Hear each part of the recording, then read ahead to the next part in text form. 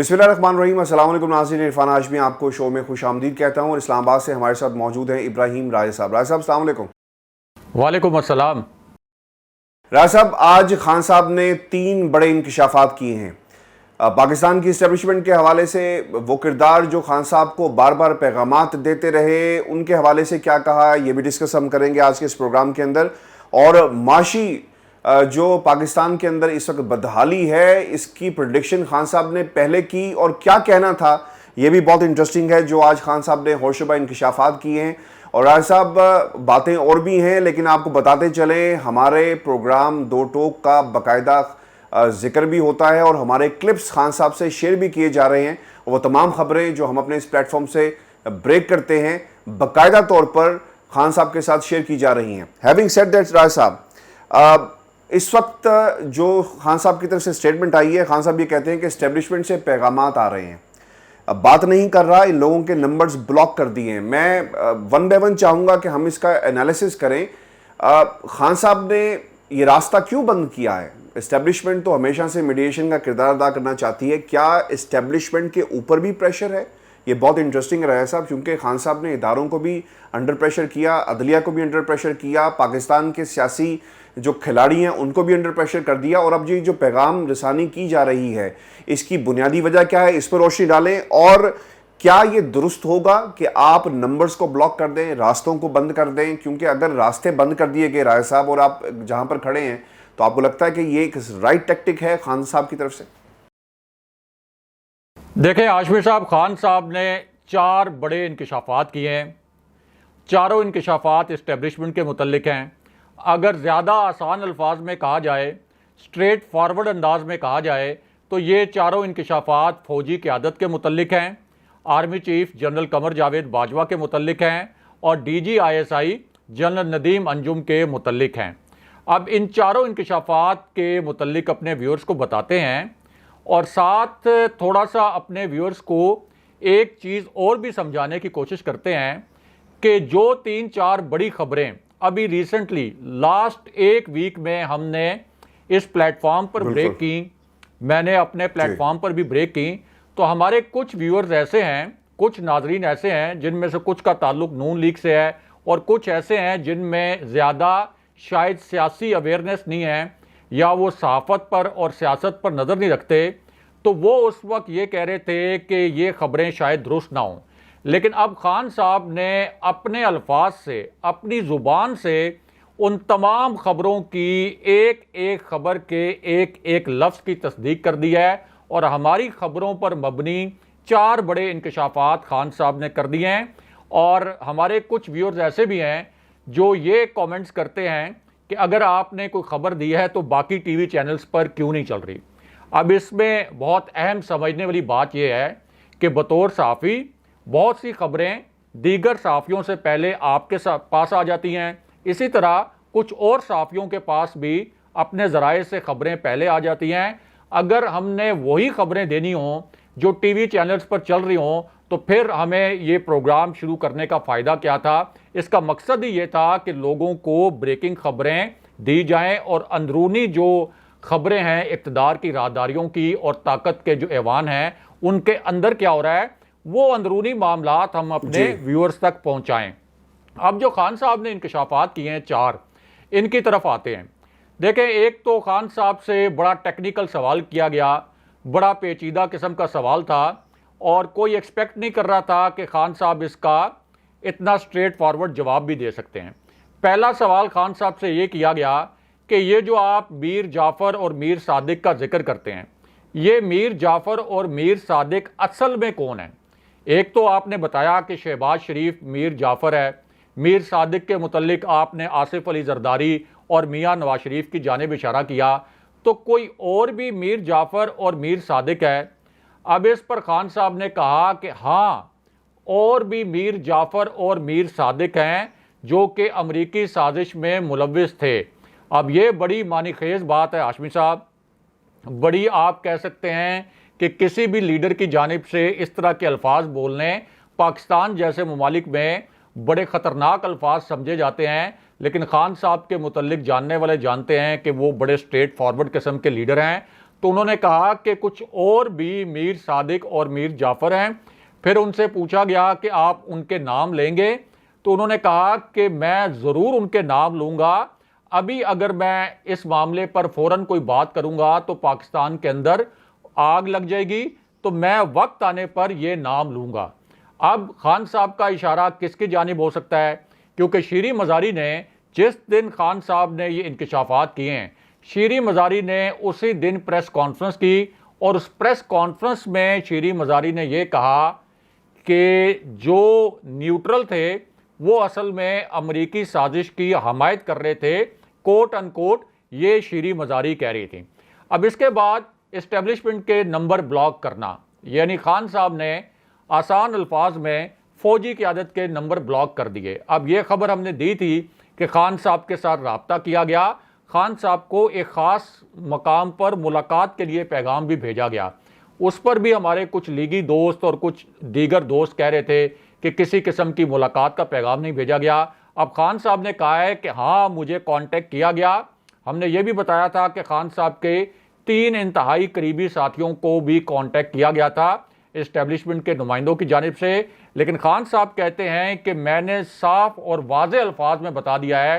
کہ اس وقت تک کوئی بات نہیں ہوگی جب تک الیکشن کی تاریخ اناؤنس نہیں کی جاتی، جب تک الیکشن کی تاریخ سامنے نہیں لائی جاتی میں طاقتور حلقوں سے کسی قسم کی بات نہیں کروں گا۔ لیکن اس کے بعد ہاشمی صاحب ایک ایسا انکشاف خان صاحب نے کیا ہے جو کہ پاکستانی عوام کے لیے بڑا حیران کن ہے، اور ظاہر ہے کہ اگر خان صاحب یہ انکشاف کر رہے ہیں جو کہ پرائم منسٹر تھے، تو اس کا مطلب ہے کہ بڑے کانفیڈنس کے ساتھ وہ اس بریفنگ میں بتا رہے ہیں، اور انہوں نے یہ بھی نہیں کہا کہ یہ کوئی آف دا ریکارڈ میں بات کر رہا ہوں اور اس کو باہر آپ نے نہیں کرنا۔ یہ انہوں نے کہا کہ اس کو آپ بے شک کوٹ کریں، اس کو رپورٹ کریں۔ اور خان صاحب کہتے ہیں کہ مجھے یہ پیغام دیا گیا کہ یہ جو کرپشن کے کیسز ہیں آپ ان پر زیادہ توجہ نہ دیں، دیگر معاملات پر توجہ دیں، یہ کرپشن کوئی عوامی مسئلہ نہیں ہے۔ اب یہ کیسے عوامی مسئلہ نہیں ہے ہاشمی صاحب؟ یعنی اس ملک کے اربوں خربوں روپے عوام سے نچوڑ کے منی لانڈرنگ کر کے اگر شاہی محلات بنائے جائیں، یہ سیاستدان جیسے شہباز شریف کے اوپر 16 ارب روپے کی منی لانڈرنگ کے شواہد موجود ہیں، تو اگر یہ اسی طرح منی لانڈرنگ کرتے رہیں 16 ارب روپے کی، آصف علی زرداری 8 ارب کی جعلی ٹرانزیکشنز کرتے رہیں، تو یہ عوام کا مسئلہ نہیں ہے؟ عوام کا پیسہ جا رہا ہے نا، تو عوام کو پھر سہولتیں کہاں سے کوئی حکومت دے گی؟ عوام کے مسائل کہاں سے حل ہوں گے؟ تو خان صاحب کہتے ہیں مجھے یہ کہا گیا کہ چھوڑیں آپ کرپشن کو، دیگر معاملات پر توجہ دیں، اور یہ جو 10-12 بڑے مگرمچھ تھے جنہوں نے کرپشن کی، جس میں آصف علی زرداری شامل تھے، جس میں شہباز شریف شامل تھے، یہ ان کے کیسز منطقی انجام تک پہنچ جاتے، یہ آج جیلوں میں ہوتے، لیکن ان کے کیسز اس وجہ سے آگے نہیں بڑھ سکے کہ اسٹیبلشمنٹ کو کرپشن میں کوئی برائی نظر نہیں آتی تھی، کوٹ ان کوٹ خان صاحب یہ کہہ رہے ہیں۔ پھر خان صاحب یہ بھی کہہ رہے ہیں ایک اور بڑا انکشاف، کہتے ہیں کہ میرے بارے میں اسٹیبلشمنٹ کی ایک اسیسمنٹ ایسی تھی جو غلط ثابت ہوئی، اور ایک اسیسمنٹ میری اسٹیبلشمنٹ کے متعلق تھی جو غلط ثابت ہو گئی۔ اب پہلے تو انہوں نے یہ بتایا کہ خان صاحب کی اسٹیبلشمنٹ کے متعلق کیا اسیسمنٹ تھی، کیا اندازہ تھا جو غلط ثابت ہو گیا، اور اس انکشاف میں انہوں نے کہا کہ میرا اندازہ تھا، بلکہ مجھے یقین تھا کہ یہ جو اسٹیبلشمنٹ ہے یہ کسی بھی صورت، یہ جو چور ڈاکو ہیں، جو کرپٹ ہیں، جن کو عدالتوں نے سزائیں سنائی ہیں، جن کو عدالتوں نے مفرور اور مجرم قرار دیا ہے، ان کو اسٹیبلشمنٹ کسی بھی صورت واپس نہیں آنے دے گی، کسی بھی صورت ان کو واپس نہیں آنے دے گی، خاص طور پر کسی سازش کے نتیجے میں۔ لیکن میری یہ اسیسمنٹ غلط ثابت ہو گئی۔ اس کا مطلب ہے کہ خان صاحب یہ بھی اشارہ کر رہے ہیں کہ یہ جو لوگ آئے ہیں یہ اسٹیبلشمنٹ کی مدد سے لائے گئے ہیں۔ اس کے بعد خان صاحب دوسرا انکشاف یہ کرتے ہیں کہ اسٹیبلشمنٹ کی ایک اسیسمنٹ میرے متعلق بھی غلط ثابت ہوئی ہے، اور وہ اسیسمنٹ یہ غلط ثابت ہوئی خان صاحب کے بقول کہ اسٹیبلشمنٹ یہ اندازہ نہیں لگا سکی کہ جب مجھے نکالا جائے گا اور جب مجھے معزول کیا جائے گا تو اتنی بڑی تعداد میں لوگ باہر نکل آئیں گے۔ یہ اسکرپٹ میں شامل نہیں تھا، یا اسکرپٹ لکھنے والوں نے یہ اندازہ نہیں لگایا۔ ان کا کہنا تھا کہ یہ میں خود بھی امیجن نہیں کر سکتا تھا کہ اتنی بڑی تعداد میں لوگ آ جائیں گے باہر، اور یہ میں اللہ تعالیٰ کا شکر ادا کرتا ہوں کہ اس 22 کروڑ عوام کو ایک موقع ملا اور یہ قوم میں تبدیل ہو گئے۔ اب ایک تو خان صاحب نے یہ بھی انکشاف کر دیا، پھر خان صاحب نے جنرل فیض حمید کے متعلق ایک بڑا انکشاف کیا، اور یہ انکشاف آپ کہہ سکتے ہیں کہ اس پوری سازش کا نقطہ آغاز تھا اس انکشاف میں جو خان صاحب نے باتیں کی، اور انہوں نے کہا کہ یہ بات درست ہے کہ میں جنرل فیض حمید کو برقرار رکھنا چاہتا تھا ڈی جی آئی ایس آئی کے طور پر۔ اس کی دو وجوہات تھیں، ان میں سے ایک وجہ یہ تھی کہ افغانستان کی صورتحال، جنرل فیض حمید نے افغانستان کا پورا جو معاملہ ہے اس کو ٹیکل کیا تھا۔ جو مذاکرات ہوئے تھے دوحہ میں امریکہ کے درمیان، افغان طالبان کے درمیان، اس میں بھی جنرل فیض حمید شریک تھے، اور سب سے اہم بات کہ جون جولائی میں مجھے اس سازش کے متعلق ابتدائی معلومات مل گئی تھیں، لیکن اسی وقت مجھے یہ پیغامات آنے شروع ہو گئے کہ جنرل فیض حمید کو پوسٹ آؤٹ کیا جائے، یعنی ڈی جی آئی ایس آئی کے عہدے سے ہٹایا جائے اور ان کو پشاور میں کور کمانڈر لگایا جائے۔ خان صاحب کہتے ہیں کہ میں اللہ تعالیٰ کو حاضر ناظر جان کر کہتا ہوں کہ میرا جنرل فیض حمید کو آرمی چیف بنانے کے حوالے سے کوئی پلان نہیں تھا، ابھی میں نے اگلے آرمی چیف کے متعلق کوئی فیصلہ نہیں کیا تھا، لیکن اس وجہ سے جنرل فیض حمید کو ڈی جی آئی ایس آئی کے عہدے سے ہٹایا گیا۔ میں اس لیے بھی ان کو برقرار رکھنا چاہتا تھا کہ کوئی بھی جو انٹیلیجنس چیف ہے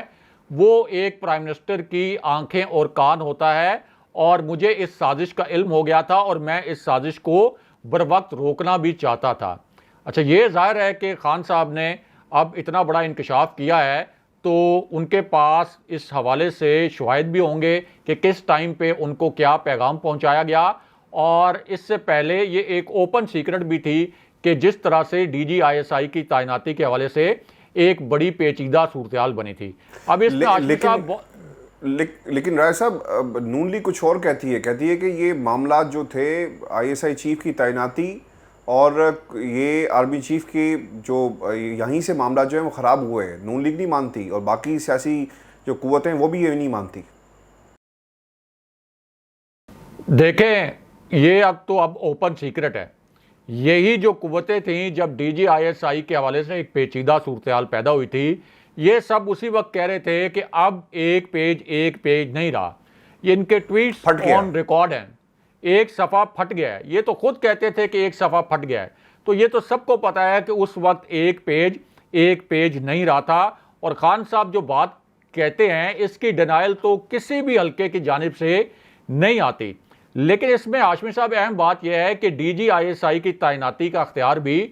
یہ بھی کسی بھی الیکٹڈ پرائم منسٹر کے پاس ہوتا ہے، یعنی ایک پینل آتا ہے جی ایچ کیو سے جس میں 3-4 نام ہوتے ہیں، لیکن حتمی طور پر ڈی جی آئی ایس آئی کون ہوگا اس کی تقرری کا اختیار بھی کسی بھی پرائم منسٹر کے پاس ہوتا ہے، اور D G I S I report بھی پرائم منسٹر کو ہی کرتے ہیں۔ اسی طرح آرمی چیف کے تقرر کا اختیار بھی پرائم منسٹر کا ہی ہوتا ہے، لیکن یہاں ہاشمی صاحب چلیں ڈی جی آئی ایس آئی تو ایک طرف، کیونکہ ڈی جی آئی ایس آئی کی تعیناتی پر پاکستان میں کوئی لیگل ریکوائرمنٹ تو نہیں ہے، کوئی آئینی ریکوائرمنٹ تو نہیں ہے، لیکن ایک غیر رسمی طور پر سمجھا جاتا ہے کہ آپ نے طاقتور حلقوں سے مشورہ ضرور کرنا ہے، یعنی پاکستان میں یہ ایک ریت روایت ہے۔ لیکن جو چیف منسٹر کے متعلق جو انکشاف ہوا ہے، جو عثمان بزدار کے متعلق انکشاف ہوا ہے، وہ خان صاحب نے یہ کیا ہے کہ عثمان بزدار کو ہٹانے کا پیغام بھی مجھے بھیجا گیا تھا، مجھے عثمان بزدار کو ہٹانے کا پیغام بھیجا گیا تھا، اور پھر میں نے جوابی پیغام یہ بھیجا کہ اگر آپ نے گورننس کا ایشو دیکھنا ہے تو وہ آپ سندھ میں دیکھیں، جہاں منی لانڈرنگ بھی ہو رہی ہے، کرپشن بھی ہو رہی ہے، گورننس کا بھی برا حال ہے۔ تو پنجاب میں تو گورننس کا ایشو بھی نہیں ہے، کرپشن کا تو بالکل ایشو نہیں ہے، منی لانڈرنگ کا بالکل ایشو نہیں ہے، صرف ایک ایشو تھا کہ عثمان بزدار میڈیا فرینڈلی نہیں تھے اور میڈیا کے سامنے آ کر اپنی پرفارمنس بیان نہیں کر سکتے تھے۔ لیکن ہاشمی صاحب، یہ جو چیف منسٹرز ہیں، جو وزرائے اعلیٰ ہیں، ان کا تقرر کرنا تو ظاہر ہے کہ پرائم منسٹر کا حق ہوتا ہے، اور اس کے لیے تو کوئی رسمی کارروائی بھی نہیں ہوتی کہ آپ طاقتور حلقوں سے مشاورت کریں اور ان سے پوچھیں کہ میں نے کس کو چیف منسٹر لگانا ہے اور کس کو نہیں لگانا۔ لیکن خان صاحب نے کہا کہ ہمارے جو اختلافات تھے اس کی ایک وجہ یہ بھی تھی، لیکن جو سب سے تہلکہ خیز انکشاف کیا خان صاحب نے، وہ انکشاف ہاشمی صاحب یہ تھا کہ 30 MPAs ہمارے ساتھ مل کر فارورڈ بلاک بنانا چاہتے تھے، ہمارے ساتھ مل کر فارورڈ بلاک بنانا چاہتے تھے، یہ خان صاحب کہہ رہے ہیں۔ اور اس کے بعد وہ کہتے ہیں کہ طاقتور حلقوں نے پیغام پہنچایا کہ نہیں، آپ جہاں ہیں آپ وہیں رہیں، یعنی 29 MPAs کو ہمارے ساتھ ملنے سے روک دیا گیا۔ تو اس کا کیا مطلب ہے؟ خان صاحب کیا کہہ رہے ہیں؟ اس کا صاف مطلب یہ ہے کہ خان صاحب یہ کہہ رہے ہیں کہ طاقتور حلقوں نے ہماری حکومت گرائی، اور طاقتور حلقوں نے، اسٹیبلشمنٹ نے ہماری حکومت کو گرانے کی جو سازش ہو رہی تھی اس میں ہاتھ ڈالا۔ رائے صاحب، میں نے شروع میں بھی آپ سے سوال رکھا اور دوبارہ یہ بہت جاننا ضروری ہے کہ آپ فوج سے راستے کیوں بند کر رہے ہیں، اسٹیبلشمنٹ کے پیغامات کیوں نہیں لے رہے؟ کیا یہ صحیح ہوگا؟ اور کیا یہ جو اسٹریٹجی خان صاحب کی طرف سے اپنائی جا رہی ہے کہ آپ الیکشن کا اعلان کریں؟ ٹھیک ہے، الیکشن کا اعلان ہونا بہت ضروری ہے، اور خان صاحب یہ کہہ چکے ہیں کہ جب عوام سڑکوں پر ہوتے ہیں تو حالات بدل جاتے ہیں، فیصلے اور طرح سے ہوتے ہیں، پھر وہ تمام جو فیصلہ ساز حلقے ہیں وہ انڈر پریشر ہوں گے اور فیصلے پھر کریں گے، اس لیے لوگوں کا سڑکوں پر آنا ضروری ہے اور پھر فیصلے اس حساب سے ہوں گے۔ لیکن راستے بند کرنا ایک سیاستدان کے لیے آپ کو لگتا ہے کہ یہ صحیح ہوگا اور اس کے نتائج جو ہیں وہ صحیح نہیں آئیں گے؟ دیکھیں ہاشمی صاحب، ایک تو خان صاحب نے اسی سلسلے میں جو آپ نے پوائنٹ بیان کیا، اسی پوائنٹ کے اوپر خان صاحب نے یہ انکشاف بھی کیا کہ میری army chief general Qamar Javed Bajwa سے جو آخری ملاقات ہوئی تھی، اور اس حوالے سے بھی جب ہم نے خبر دی تھی تو ہمارے کچھ ویورز نے کہا نہیں ایسی کوئی ملاقات نہیں ہوئی، یہ آپ خان صاحب نے تصدیق کر دی کہ جو میری آخری ملاقات ہوئی تھی فوجی قیادت کے ساتھ، تو میں نے ان کو یہ کنوے کیا تھا کہ یہ جو سازش ہو رہی ہے، اگر اس سازش کو نہ روکا گیا تو پھر پاکستان کی اکانومی کولیپس ہو جائے گی۔ پوری بریفنگ دی گئی تھی کہ ہم نے 3.5 سال میں کیا اصلاحات کی، ان اصلاحات کا نتیجہ کیا آیا، کس طرح سے ہماری اکانومی 5.3 پہ ہمارا گروتھ ریٹ آ گیا، ہمارا کرنٹ ڈیفیسٹ مکمل طور پر کم ہو گیا، ہمارے فورن ریزرو بڑھ گئے، ہماری ایکسپورٹس جو ہیں وہ ریکارڈ لیول پر چلی گئیں، ہمارے جو زر مبادلہ کے ذخائر تھے وہ ریکارڈ لیول پر چلے گئے، اور اب ہمارا صحیح معنوں میں ایک ٹیک آف کا مومنٹ تھا۔ یہ ہمارا وہ لمحہ تھا کہ جہاں سے ہماری معیشت نے صحیح معنوں میں ٹیک آف کرنا تھا۔ ہم نے بتایا ان کو، نیوٹرلز کو یعنی اسٹیبلشمنٹ کو، کہ اکانومی کولیپس کر جائے گی، لیکن اس کے باوجود یہ سازش روک سکتے تھے، لیکن انہوں نے اس سازش کو نہیں روکا۔ پھر خان صاحب نے ہماری شوکت ترین والی خبر کی بھی تصدیق کر دی، اور انہوں نے کہا کہ شوکت ترین کو میں نے بھیجا تھا، ایک سوال کیا گیا کہ کچھ صحافی یہ خبریں دے رہے تھے، ہم نے 2-3 دن پہلے بتایا تھا کہ شوکت ترین کو بھیجا اسٹیبلشمنٹ کے پاس، تو خان صاحب نے کہا ہاں یہ بات درست ہے کہ اسٹیبلشمنٹ کے پاس میں نے شوکت ترین کو بھیجا، شوکت ترین نے بھی اسٹیبلشمنٹ کو بریف کیا کہ یہ اصلاحات تھی ہماری، ان کے نتیجے میں اکانومی کے اوپر اب بوم آ رہا ہے، لیکن یہ جو سیاسی عدم استحکام آئے گا اس سے اکانومی تباہ ہو جائے گی۔ اور وہ کہتے ہیں کہ اب آپ دیکھ لیں کہ ایک ایک لفظ جو ہم نے اسٹیبلشمنٹ کو بتایا تھا وہ مکمل طور پر درست ثابت ہو گیا ہے۔ تو اس کا مطلب یہ ہے کہ خان صاحب نے اپنی جانب سے ہر آپشن جو تھا اس کو ایگزاسٹ کیا اسٹیبلشمنٹ کو قائل کرنے کے لیے، کیونکہ پاکستان میں آپ یہ کہہ لیں کہ ایک تلخ حقیقت ہے کہ اسٹیبلشمنٹ حکومتیں بناتی بھی ہے، حکومتیں گراتی بھی ہے، حکومتیں بنانے میں بھی اس کا کردار ہوتا ہے، کبھی چاہے تو حکومت گرا دیتی ہے، کبھی موڈ کرے تو حکومت بنا دیتی ہے۔ تو اس پوری صورتحال میں اسٹیبلشمنٹ کے جانب خان صاحب نے سارے اشارے کیے ہیں، اور یہ بڑے واضح انداز میں کہا ہے کہ یہ اسٹیبلشمنٹ اس پورے کھیل میں ملوث تھی۔ جو خان صاحب کے الفاظ ہیں ان سے یہی نتیجہ نکلتا ہے۔ دوسرا جو آپ نے بات کی کہ رابطے خان صاحب نے منقطع کر کے کیا ٹھیک کیا، جس طرح سے خان صاحب نے کہا کہ میں نے نمبر بلاک کر دیے، تو اس میں ہاشمی صاحب جو اسکرپٹ رائٹر تھے انہوں نے تو یہ اسکرپٹ میں نہیں لکھا تھا، یا ان کو اندازہ نہیں تھا کہ خان صاحب کے ساتھ کتنی بڑی تعداد میں لوگ باہر نکلیں گے۔ یہ بھی ان کو اندازہ نہیں تھا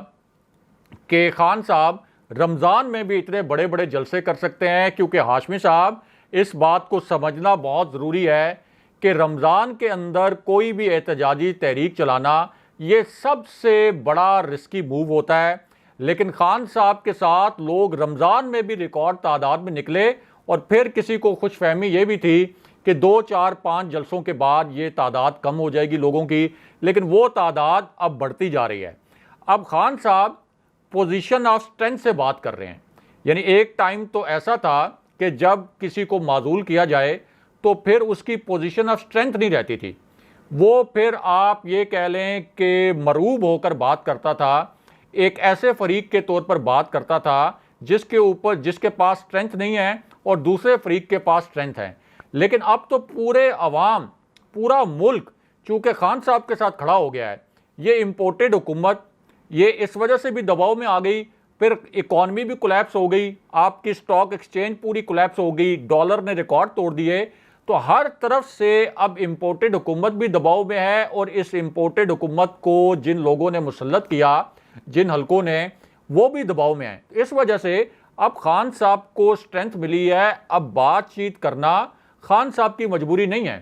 اب بات چیت کرنا مجبوری ہے طاقتور حلقوں کی۔ یعنی مریم اورنگزیب جو پریس ریلیز جاری کر رہی ہیں اس میں وہ الفاظ استعمال کر رہی ہیں کہ ملک میں جو معاشی بحران ہے، تو اس کا مطلب یہ ہے کہ خان صاحب کو ہٹانے کے بعد ایک بدترین معاشی بحران کا بھی سامنا ہے پاکستان کو، اور پھر لوگوں کی جو اتنی بڑی تعداد نکلی اور اداروں سے جو شکوے شکایات شروع ہوئے، جس طرح کا امپورٹڈ حکومت نامنظور کا تاریخی ٹرینڈ ٹویٹر پر چلا اور اداروں سے لوگوں نے اظہار کیا اپنی ناراضی کا، تو اس کے بعد خان صاحب کی جو پوزیشن ہے وہ سٹرونگ ہے، جو دوسرے فریقین ہیں ان کی پوزیشن ہے ویک۔ اب خان صاحب کے سامنے کچھ رکھنا پڑے گا، یعنی پہلے تو یہ ہوتا کہ خان صاحب ان کے سامنے آپشن رکھتے کہ چلیں میں اگر معزول ہو گیا ہوں تو مجھے کسی طریقے سے کہیں سے کوئی ریلیف ملے، لیکن اب تو ایشو یہ ہے کہ خان صاحب کے ساتھ پورا ملک جب کھڑا ہوا اور اس امپورٹڈ حکومت نے رہی صحیح کسر اس معاشی بحران کے ذریعے نکال دی، اور اوپر سے ڈبل افیکٹ یہ ہوا کہ چونکہ ان سب کے متعلق پوری قوم کو پتہ ہے، اس چور ڈاکو ٹولے کے متعلق جن کے متعلق عدالتوں نے کہا کہ یہ چور ڈاکو ہیں، تو ان کی کرپشن کے متعلق سب کو معلوم ہے، تو وہ غم و غصہ ایڈ ہو گیا، ایک سازش کے ذریعے ایک منتخب حکومت کو گرانا، اس کے بعد معاشی بحران کا آ جانا، اس کے بعد کرپٹ عناصر کو مسلط کر دینا اس ملک پر، تو یہ 3 فیکٹرز تھے جو کہ آپ کہہ لیں کہ ایک ٹرپل ایفیکٹ ہو گیا۔ تو اس وجہ سے اب باقی حلقوں کی یہ مجبوری ہے کہ وہ خان صاحب سے بات کریں۔ خان صاحب کی اب کوئی مجبوری نہیں ہے، کیونکہ خان صاحب جب بھی جلسہ کرتے ہیں تو باتیں کس قسم کی ہوتی ہیں، اس امپورٹڈ حکومت کے خلاف بھی ہوتے ہیں، اور اس کے ساتھ ساتھ اداروں سے نت نئے شکوے شکایات عام لوگ شروع کر دیتے ہیں۔ تو جب اداروں کے متعلق جو کہ عوام کی سپورٹ سے کھڑے ہیں، خود پاک فوج کہتی ہے کہ عوام کی طاقت کے بغیر پاک فوج کچھ بھی نہیں ہے، اور کوئی بھی اس پاک فوج کو کمزور نہیں کرنا چاہتا، یہ ہماری سلامتی کی ضامن ہے پاک فوج۔ جن ملکوں کی افواج کمزور ہوتی ہیں وہ صفحہ ہستی سے مٹ جاتے ہیں، لیکن جس قسم کے فیصلے کیے گئے ہیں اس کے بعد جب لوگ اظہار تشویش کرتے ہیں، جب لوگ گلے شکوے کرتے ہیں، تو ظاہر ہے کہ اس میں کچھ منفی جذبات اداروں کے لیے پیدا ہونا شروع ہو جاتے ہیں۔ تو اس پوری صورتحال میں اس وقت کون ہے پوزیشن آف سٹرینتھ میں؟ یہ صاف بات ہے کہ خان صاحب ہیں، اور باقی حلقوں کی اس وقت مجبوری ہے کہ خان صاحب کے اس نیریٹو کو کسی طریقے سے روکا جائے۔ تو اس وجہ سے خان صاحب کہتے ہیں کہ اب میں کسی کی بات نہیں سنوں گا، کسی کے لارے لپے نہیں سنوں گا، سیدھی بات یہ ہے کہ الیکشن اناؤنس کر دیں اور اس کے بعد پھر بات کریں کہ اچھا انتخابی اصلاحات پر بات کرنی ہے، آئندہ کے لائے عمل پر بات کرنی ہے، اگر کوئی چارٹر آف اکانومی پہ بات کرنی ہے، اگلی حکومت کس طریقے سے چلے گی اس حوالے سے کوئی بات کرنی ہے، تو اس کے بعد بات کی جائے، لیکن فی الحال الیکشن اناؤنس کیا جائے۔ اور یہ بالکل ایک ٹھیک بات ہے کہ جب آپ پوزیشن آف سٹرینتھ پہ ہوں تو پھر آپ کو کمپرومائز نہیں کرنا چاہیے، اس لیے خان صاحب کا فیصلہ 100% درست ہے۔ راز صاحب، یہ تو وہ ریولیوشنز ہیں جو خان صاحب نے آج کی ہیں، انکشافات کیے، آپشنز رکھ دیے، لیکن اب پاکستان کے طاقتور حلقے کیا سوچ رہے ہوں گے؟ چونکہ وہ بات کرنا چاہتے ہیں، پیغامات بھیجے جا رہے ہیں، کیا اسٹریٹجی اپنائی جائے گی خان صاحب کو منانے کے حوالے سے، اور جو پیغام رسانی ہو رہی ہے اس کی نوعیت کیا ہو سکتی ہے؟ لوگ مارچ نہ کریں، سڑکوں پر نہ آئیں چونکہ پریشر بلٹ اپ ہو رہا ہے؟ دیکھیں، خان صاحب کو پیغام تو یہ بھی بھجوایا گیا تھا کہ الیکشن کا ایک ماحول تو بن رہا ہے، جس طرح سے خواجہ آصف نے کہا کہ اکتوبر میں الیکشن ہو سکتا ہے اگلے آرمی چیف کی تقرری سے پہلے، اور یہ بڑی معنی خیز بات ہے کہ کیا army chief general Qamar Javed Bajwa کے ٹینیور میں ہی الیکشن ہوگا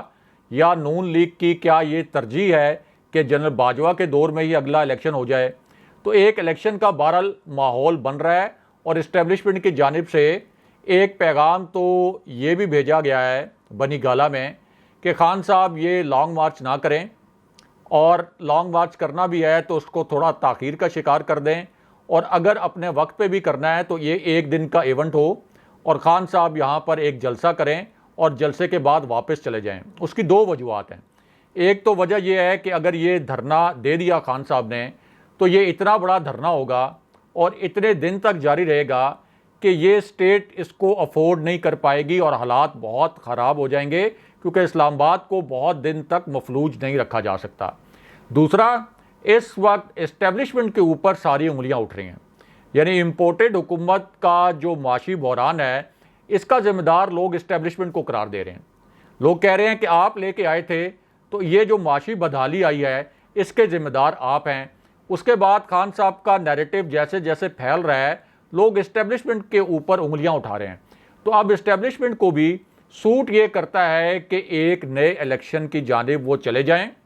ایک نئے الیکشن کی راہ ہموار کریں، تاکہ یہ جو فنگر پوائنٹنگ ہو رہی ہے پھر اس کے بعد لوگ جو گلے شکوے کر رہے ہیں اسٹیبلشمنٹ سے، یہ گلے شکوے بھی ختم ہوں، اور پھر خاص طور پر یہ جو معاشی بحران ہے، کیونکہ یہ امپورٹڈ حکومت جو 14 جماعتوں کا مکس اچار ہے، یہ تو اکانومی کے متعلق کوئی کی ڈیسیژن لے ہی نہیں سکتے،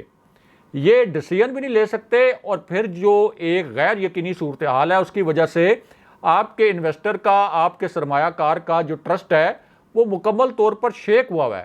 تو اس وجہ سے اسٹیبلشمنٹ کے پاس بھی اب آپشن یہ ہے کہ خان صاحب کو اگر روکنا ہے، خان صاحب کو روکنے سے مراد کہ خان صاحب کا وہ بیانیہ جس کی وجہ سے لوگ اسٹیبلشمنٹ سے شکوے شکایات کر رہے ہیں، اس بیانیے کو غیر مؤثر کرنا ہے۔ غیر مؤثر کرنے کا مقصد یہ نہیں ہے کہ اس کو کوئی جھوٹا ثابت کرنا ہے، یعنی غیر مؤثر اس طریقے سے کرنا ہے کہ یہ شکوے شکایتیں ختم ہوں، ملک کے اندر تقسیم ختم ہو، انتشار ختم ہو۔ تو اس کا حل یہی ہے کہ ایک الیکشن ہو اور صاف شفاف election who, P T I کو اس الیکشن سے پہلے مفلوج نہ کیا جائے، جس طرح سے شہباز شریف کی امپورٹڈ حکومت کرنا چاہتی ہے کہ پورے طریقے سے الیکشن کمیشن کو اپنے زیر اثر کر لیں، تمام انتخابی اصلاحات جو پہلے کی گئیں ان کو ختم کر دیں، اوورسیز پاکستانیز کے ووٹ کا حق ختم کر دیں، الیکٹرانک ووٹنگ مشینوں کے استعمال کا جو معاملہ تھا اس کو ختم کر دیں، تو ایک فری اینڈ فیئر الیکشن ہو۔ اور اس کے لیے اسٹیبلشمنٹ اپنی کوشش کر کے یہ راہ ہموار کرے۔ کوشش کیا کرنی ہے؟ ایک صرف ٹیکسٹ کیا، ایک پیغام ڈائریکٹ انڈائریکٹ شہباز شریف کو جانا ہے اور انہوں نے 1 منٹ میں لیٹ جانا ہے۔ بہت شکریہ راجہ صاحب۔ ویورز، آج کا شو تھا، اپنے کمنٹ ضرور بھیجیے گا، چینل کو سبسکرائب کرنا مت بھولیں۔ اجازت دیجیے، اللہ نگہبان۔